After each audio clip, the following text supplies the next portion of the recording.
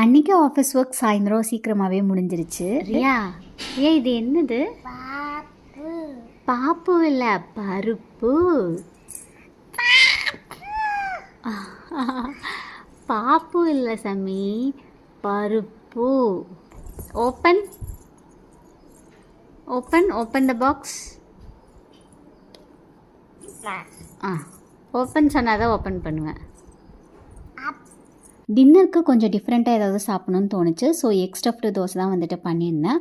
Oil heat ஆனதுக்கப்புறம் 3 பெரிய வெங்காயம் நல்லா சாட்டே பண்ணிவிட்டு 2 மீடியம் சைஸ் தக்காளி சேர்த்துருக்கேன்.